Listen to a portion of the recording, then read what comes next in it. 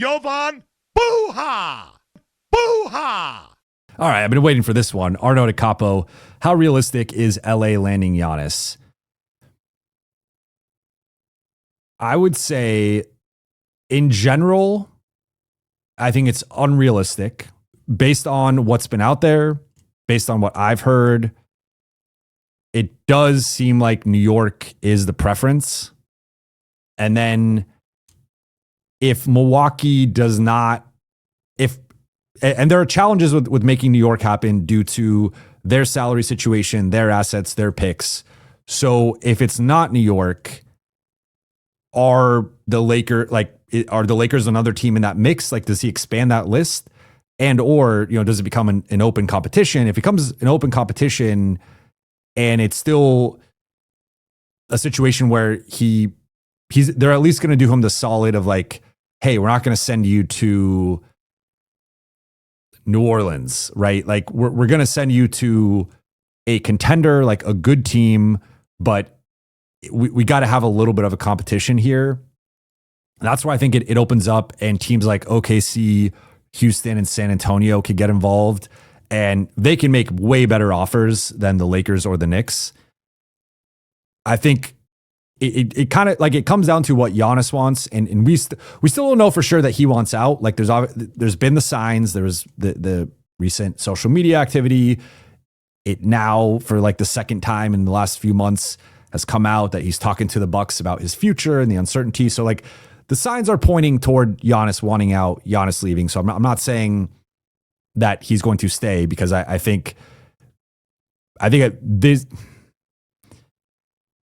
some point in 2027, he will, at least by 2027, he will be in a different uniform. Maybe by 2026, probably not by the end of the year, but at some point between 2026 and 2027, I think he will be in a different uniform. Now, with regards to the Lakers, I think the key thing here is it's really difficult for the Lakers to present a competitive and I think compelling offer during this trade cycle. So I think the ideal version of this for the Lakers would be going into the offseason and or 2026-27 season. And then I think the Lakers can play ball at a higher rate, because they're going to have the 3 picks starting on draft night. Now, technically, they'll lose one of those picks on draft night because they will draft someone, but they'll have a couple picks to trade as of this summer. And you could do something like an Austin Reeves sign-in trade. Now, you would have to get Austin to agree to go to Milwaukee, which I think that's far from a guarantee. Like the one advantage would be him getting the extra money from his bird rights and getting the most money possible. He could sign that extra year and in the, or I forget if he could sign the extra year, but he could get the most money technically from like re-signing with the Lakers, but also if he does like a sign and trade situation. But is Austin and 2 picks enough for Milwaukee when they're like, if I am Milwaukee, if I'm trading Giannis and already I don't have a deep roster, I don't have like all these interesting young players, I'm not set up for the future. I've already mortgaged my future in a lot of ways for Damian Lillard and Miles Turner and some of the recent moves they made. I'm trying to get a blue chip prospect and I'm trying to get multiple picks. So I'm trying to get Amen Thompson from Houston. I don't think Houston would do that, but that's what I'm trying to get. I'm trying to get Amen Thompson and a couple picks. I'm trying to get Chet Holmgren. I'm trying to get Wallace and Mitchell and something else and multiple and 4 or 5 picks from OKC. I'm trying to get Castle and 3 picks, Castle or Harper and 3 picks from San Antonio.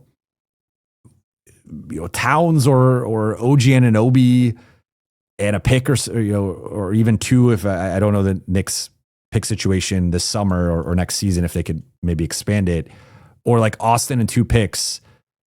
Like, yeah, Austin's better than most of the guys I just mentioned, but would you rather have Castle, who's 5-6 years younger than him, or Harper, who's 5-6 years younger than him, and more picks and probably more valuable picks based on San Antonio's cupboard, or Austin, and now you're getting future Lakers picks that are Luka Giannis picks. And like, those are probably guaranteed to be bottom 5 picks in the first round. So I say all this to say, I think the two ways this equation changes in the Lakers' favor are one of two things, or potentially both. One, Giannis does not get traded this season, and it goes into the summer and or next season. I think in either time frame that increases the Lakers' chances. And two, he decides that the Lakers are on the list.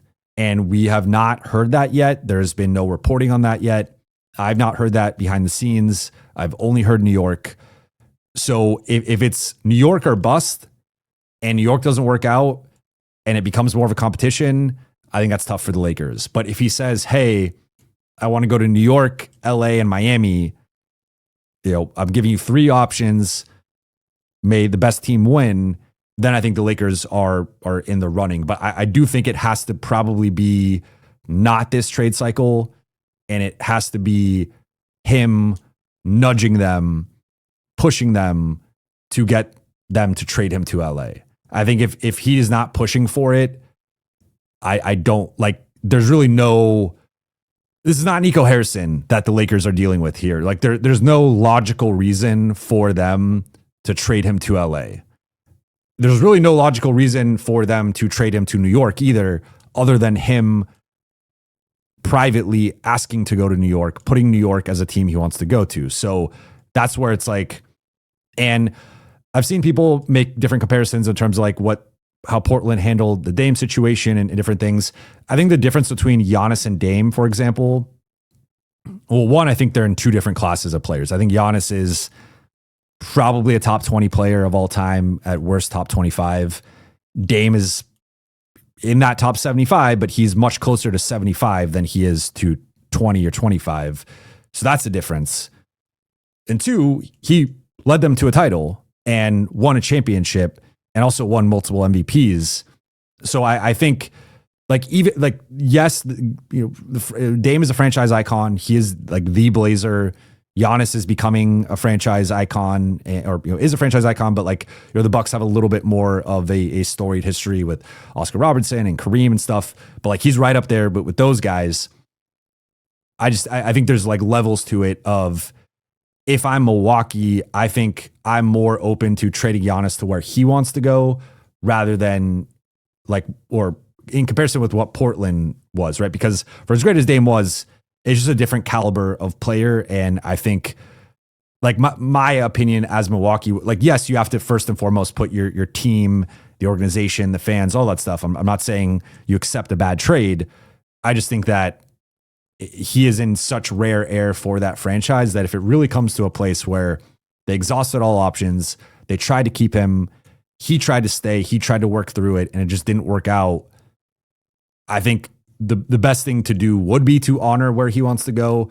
Now, again, within reason, right? Like, maybe the Knicks package just isn't that good, and then you have to go to a plan B. But it does feel like right now the Knicks are the plan A, and that doesn't mean they're the only plan, right? Like, the plan B could be the Lakers, plan B could be the field. I don't quite have insight into that as of right now. The only thing I've heard consistently is that he wants to probably stay east, probably go east of Milwaukee. New York obviously checks that, but also New York specifically, and that was the team that Shams reported earlier at the start of the season. So we'll see. I think it's, in general, unrealistic because he has not mentioned them, or it has not come out that he wants to go there, and they don't have a truly competitive package with like the top teams that all have top packages. But we'll see. Look, if you asked me 9 months ago, 9.5 months ago, if the Lakers had a shot at landing Luka Doncic, I would have said no. So anything is possible in this league. This is the most insane league in sports in terms of transactions and stuff happening. But as we sit today, Nico Harrison is not the general manager of the Milwaukee Bucks. And I think the most likely, if I was doing like a betting line, most likely favorite by far, I think, is New York. And then probably one of the Texas or Midwest teams.